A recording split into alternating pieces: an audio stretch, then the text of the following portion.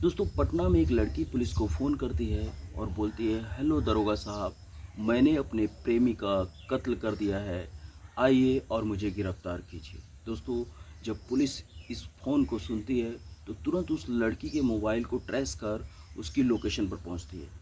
दोस्तों जब police location पर पहुंचती है तो वहां का नज़ारा देखकर दंग रह जाती है। दोस्तों सही में उस लड़की ने सिलवट्टे के पत्थर से अपने प्रेमी का सर कुचलकर उसकी हत्या कर दी होती है और पास में ही बैठी रो रही होती है। दोस्तों जब इस नज़ारे को पुलिस देखती है तो तुरंत उस लड़की को गिरफ्तार करती है और गिरफ्तार करने के बाद उस बॉडी को अपने कब्जे में लेती है और उसे पोस्टमार्टम के लिए भेज देती है। दोस्तों इस वारदात को आखिर कब, क्यों और किन हालातों में अंजाम तक पहुंचाया गया, आइए जानते हैं इस पूरी घटना को। नमस्कार दोस्तों, दरअसल ये घटना पटना के कंकड़बाग थाना क्षेत्र के चिरैया टांड़ की है, जहां पूजा नाम की लड़की अपने प्रेमी मुरारी के साथ किराए के मकान में रहती थी। दोस्तों ये पिछले 5 साल से मुरारी के साथ अपनी एक बेटी, जो कि उसके पहले पति की बेटी होती है, उसके साथ 5 साल से लिव इन रिलेशन में किराए के मकान में रह रही थी। दोस्तों हालांकि पूजा और मुरारी में आपस में प्रेम संबंध था और इसी प्रेम संबंध को लेकर पूजा हमेशा मुरारी से शादी करने का दबाव बनाती थी और उसका कहना भी जायज़ था। वो हमेशा शादी के लिए मुरारी से कहती थी, लेकिन मुरारी इस बात को लेकर हमेशा टाल मटोल करता रहता था। दोस्तों इस बात को लेकर इन दोनों में हमेशा झगड़ा लड़ाई होता रहता था और तनाव की स्थिति बनी रहती थी। दोस्तों मुरारी जो है बेंगलोर में एक चालक का काम करता था और 16 सितंबर के दिन वो पटना अपने गांव आया हुआ था। दोस्तों इसका पूजा के साथ प्रेम संबंध होने के कारण ये पूजा के साथ किराए के मकान में रह रहा था। दोस्तों उस दिन भी पूजा और मुरारी में शादी की बात को लेकर झगड़ा होता है। पूजा मुरारी से कहती है कि आप शादी कब करोगे, आपने वादा किया था कि दशहरे पर हम लोग शादी करने वाले हैं। लेकिन मुरारी कहता है कि नहीं, मैं अभी आपसे शादी नहीं कर सकता। इस बात को लेकर दोनों में झगड़ा होता है और झगड़ा होने के बाद पूजा का गुस्सा सातवें आसमान पर होता है। वो ठान लेती है कि आज मुरारी को अपने रास्ते से, अपनी ज़िंदगी से वो हटा कर रहेगी। दोस्तों अब झगड़ा जैसे ही शांत होता है, मुरारी खाना वाना खाकर सोने चला जाता है और पूजा अब उस समय का इंतज़ार करती है कि जब मुरारी पूरी गहरी नींद में सो जाए। दोस्तों जब पूजा ये सुनिश्चित कर लेती है कि अब मुरारी सो चुका है तो वो उठती है और सिलबट्टा, जो कि मसाला पीसने के लिए देहात में एक पत्थर होता है जिसको सिलबट्टा बोला जाता है, उसको उठाती है और मुरारी के सिर पर पटक देती है। दोस्तों उसके बाद वो पत्थर का लोढ़ा उठाती है और मुरारी के सिर पर कई बार करती है, जिससे उसका सर पूरी तरह से क्षतिग्रस्त यानी कुचल जाता है। और कुचल जाने के बाद पूजा इस पर भी शांत नहीं होती है। पूजा को, क्योंकि आज हैवान चढ़ा हुआ था और पूजा पानी का एक घड़ा होता है उसको उठाती है और वो भी जो है मुरारी के सर पर पटक देती है।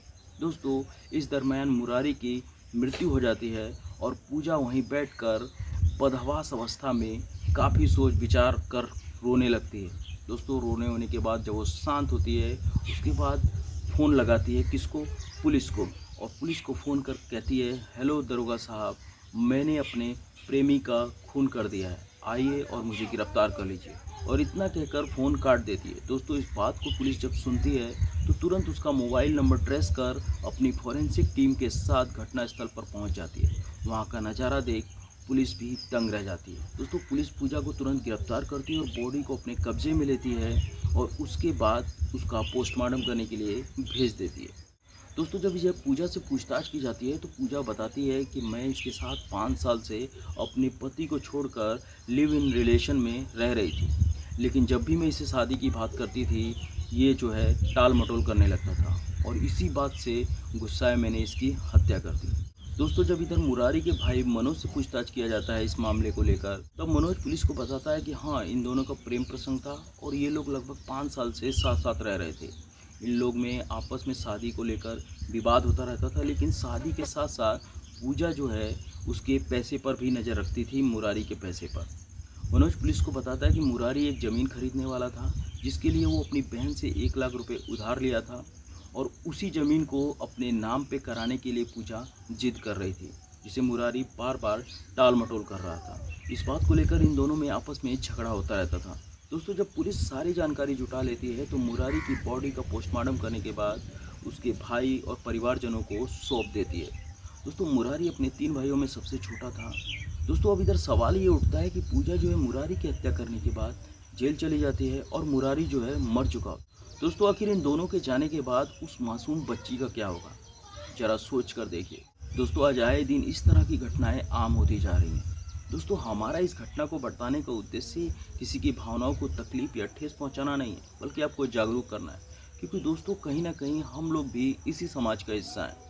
और दोस्तों हमारे आसपास या खुद के घर में अगर इस तरह का माहौल क्रिएट हो रहा है तो हमें और ज़्यादा सतर्क होने की आवश्यकता है। क्योंकि दोस्तों आज के समय में ये छोटे छोटे झगड़े कब एक बड़ी घटना का रूप ले लेते हैं किसी को पता भी नहीं चलता है। इसलिए दोस्तों आप अपने परिवार, मित्रों, दोस्तों और रिश्तेदारों के साथ हमेशा सजग रहिए, सतर्क रहिए। और दोस्तों अगर हमारा वीडियो आपको पसंद आता है तो चैनल को लाइक, शेयर, सब्सक्राइब कर बेल आइकन भी जरूर दबाएं, ताकि इस तरह के वीडियो का नोटिफिकेशन आपको मिलता रहे। और अंत में दोस्तों हमारा आपसे यही कहना है कि अपने सपनों के लिए हमेशा लड़ते रहिए और हर रोज कुछ नया करते रहिए।